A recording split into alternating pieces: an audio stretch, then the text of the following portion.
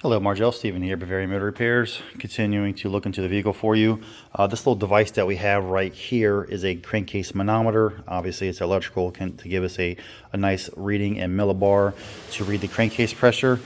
We are tied into the valve cover here at the fill port, and this is measuring crankcase pressure when we're in naturally aspirated mode. Basically, when we're at idle, the engine was just running. I got a screenshot here of the value, and then I shut the engine off so it wouldn't be too noisy when we made the video.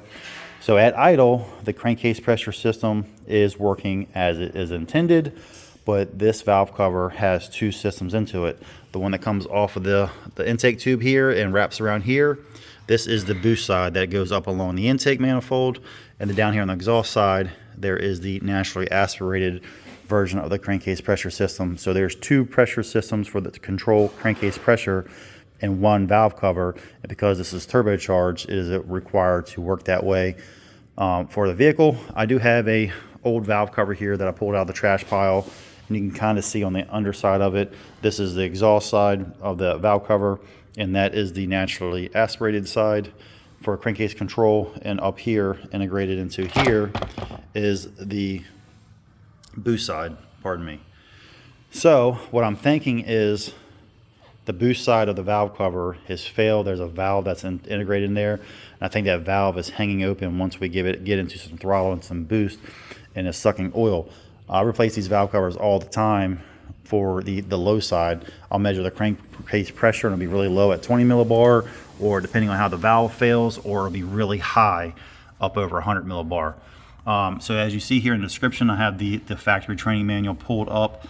N55 crankcase pressure when we're in boost mode.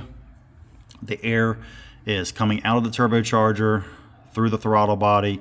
This is representing the intake manifold, and it goes into the cylinder head here, and it works the cylinder head, and there's a valve inside this valve cover right here. I think the valve inside the valve cover is what is failing, and when that's failing, it's just literally sucking the oil back into the intake manifold, and then it gets burned through the engine, and that's why we're getting a misfire in the engine and oil in the engine.